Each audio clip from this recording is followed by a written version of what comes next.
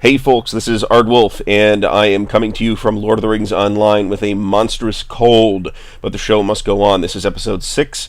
What I'm going to show you is, this is my level 51 Dwarf Guardian, and we're in the Eregion zone, which is the zone that sort of leads up to Moria, the Mines of Moria expansion, which is Lotro's first expansion, and the only one to be released in a retail box here in North America. As you can see, where we are is in the epic quest line. We're at the point right before we do the quest to unlock the Mines of Moria for the character. So after this little instance here, we will be able to do that. Let me show you my quest log. The main storyline in Lotro is this epic quest line, and it's in 3 books, Volume 1, Volume 2, Volume 3. Volume 1 is pretty much pre-Moria, Volume 2 is pretty much Moria, and Volume 3 is pretty much post-Moria. They're still in Volume 3 right now with what's being released, but it's possible that we'll see a Book 4 when the Riders of Rohan expansion releases later this year. Scattered throughout this epic quest line, and this isn't by no means the only quests that you do in Lotro, but you'll do these quests as you progress, and they tend to be some of the best quests in the game. And there's some really neat ones in Moria, so I'm told. I've never actually set foot in the place. But scattered throughout this epic quest line are these little solo instances. I hope you know what you're doing, friend. Which we're about to undertake right now. And this is Chapter 13, Book 2, The Watcher in the Water. Those of you who remember the books, there's a big pool right outside of the gates of Moria that... in which the Watcher in the Water lives, and we're going to take it on in this quest. In order to do this, we had to get our first legendary weapon. Legendary weapons are one of the neat things about Lotro. I'm going to hit Shift-I here to bring up my legendary weapon panel, and you can see that I got my first legendary weapon, which I have named Helm Splitter. It is a big two-handed axe, which you would be able to see if it wasn't under his cloak. And it's got a bunch of extra things on it, and it was a big upgrade, let me tell you. This is Guardian. Guardians can spec either to be tanks or to be DPS. I'm more or less spec to be DPS right now. We're going to try this instance. I've never done this before. This is my highest level character easily in Lotro. Dire is the creature called the Watcher in the Water by the dwarves, an ancient evil called forth by the Dark Lord. Perhaps through the power of legend, a way can be seen past the terror. So the storyline here is that after the Fellowship has passed into Moria, there's a company of dwarves. They're going to try and reclaim it from the orcs and other nasty business that lives there. So we have to talk to Bosie's scout. Not sure where he might be. Presumably he's somewhere along the path here. Yeah, there he is. The ring, the sort of glowing, fiery ring, is what tells you that there's a quest turn-in. May Durin return soon to his halls. I must drive off the Watcher in the Water. So is it here? Oh, it is right here. Fantastic. And it's only the legendary weapon that allows me to actually do damage to the tentacles here. I don't know how many more tentacles there will be.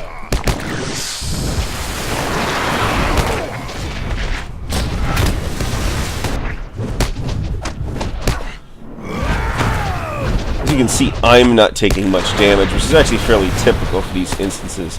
They tend to be tuned in a pretty forgiving way. There are some exceptions to that. There's a particular one in Book 1, which is kind of where I'm stuck in Book 1, where I am nowhere close to dying, but the Nimrod that I have to escort keeps dying. So it's been a couple levels now since I've taken that on, so I may have another hand at it at some point. Fairly soon. I don't really know how many of these tentacles I have to kill. Oh, at least one more. Alright. So now I must protect Brogur.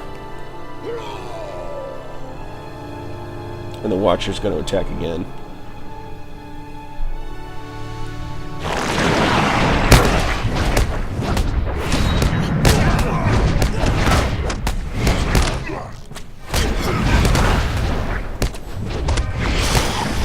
I noticed that Brogur's not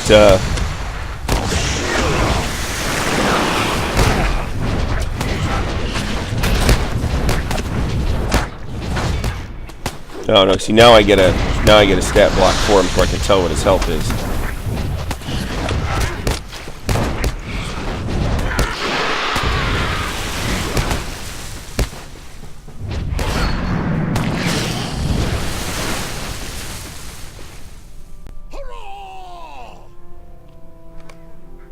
Okay, so I talked to him. I don't know if this is it or not.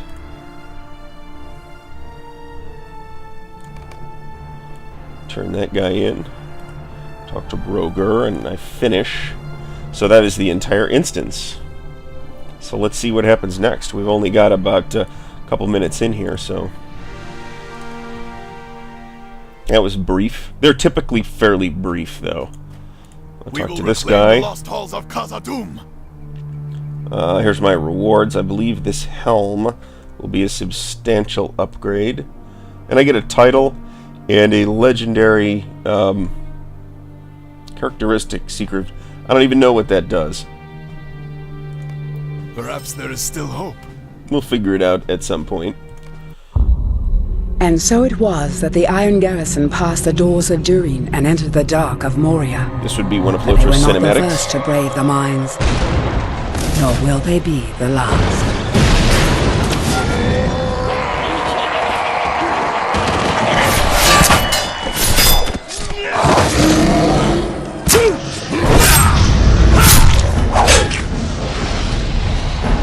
Cinematic, very much inspired by the movie.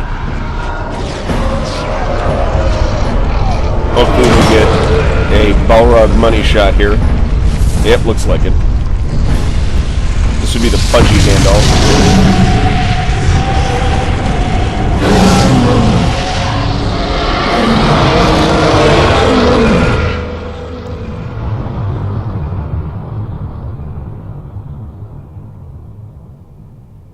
Kind of a cool cinematic. Actually, I would say the coolest Lotra cinematic that I've seen.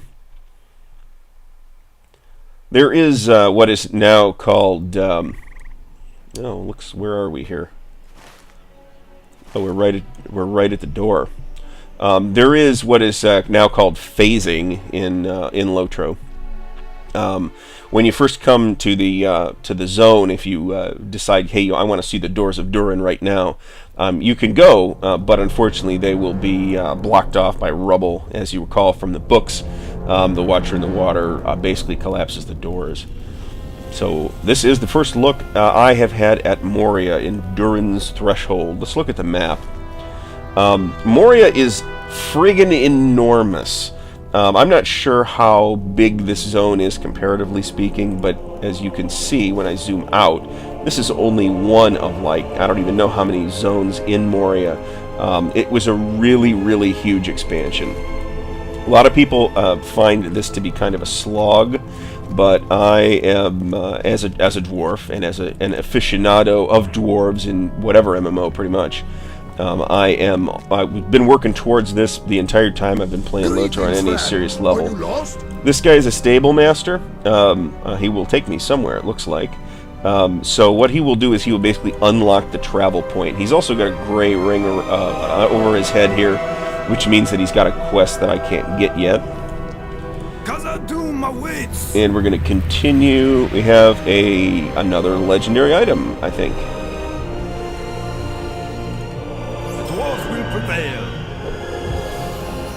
Okay.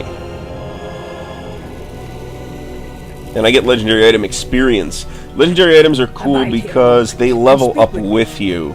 So let's take a look at my inventory here and my legendary item. And I don't think I can equip this yet because you have to get it identified by a forge master, and we're going to do that right now before you can equip it. And we actually have right here, we have another legendary item. There's your key to your class. This is for the Warden, which we found as a random drop somewhere. And we're not going to be able to do anything with that. So we're going to take it to the Relic Master, which is pretty much right next to the Forge Master, and get it deconstructed If it were not for the prospect of for finding legendary nothing, item I would not have come experience. here. We'll get all the quests, and then we will port to We Thorin's can only Hall. hope that Durin's bane sleeps deeply. Not bad voice acting, not the best I've seen by any means. So let's, we have, this is, one of my items has reached the next level.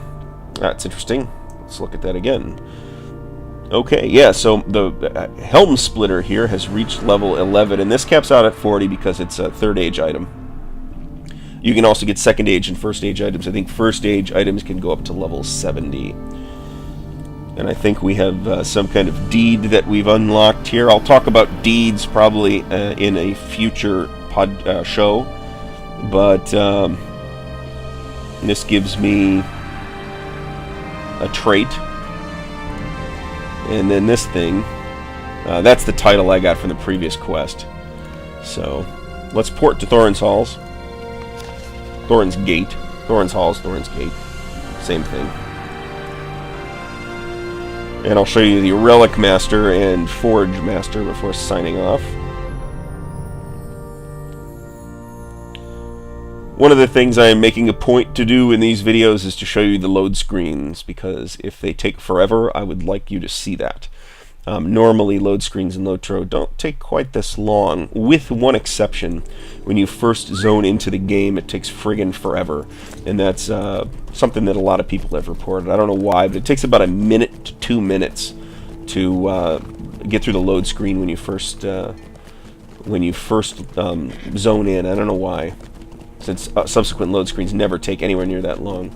As you can see, it's a pretty good looking game. The sound is also really good. I'm listening on a pair of pretty good surround sound headphones, and the sound is just really terrific in this game. Not sure how well that will come through on the video.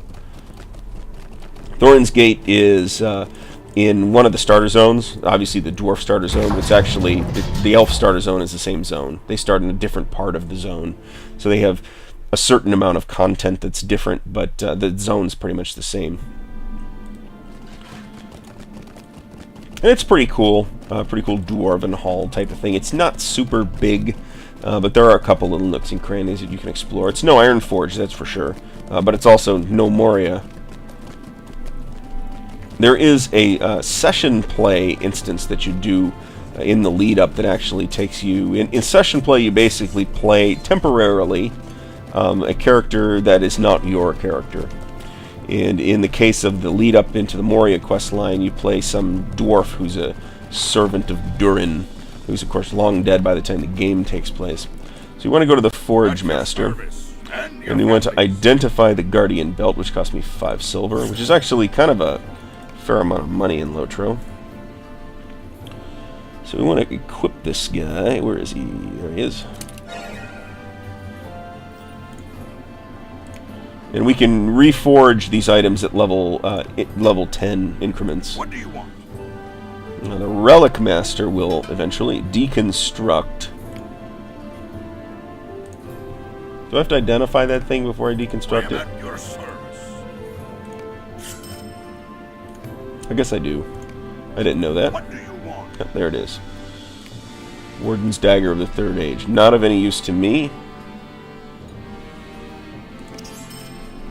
Bronze Setting of Destiny, which if I now go and look at, I don't need to do that. If I now go and look at my legendary items, this is, these are things you can slot into. They're basically one-shot items you can slot into one of these 4 slots. I now have 2 of these Bronze Settings of Destiny. I was actually kind of hoping for legendary experience. And you have the different tabs for your different, oh, see, this tops out at 60, whereas Helm Splitter here tops out at 40.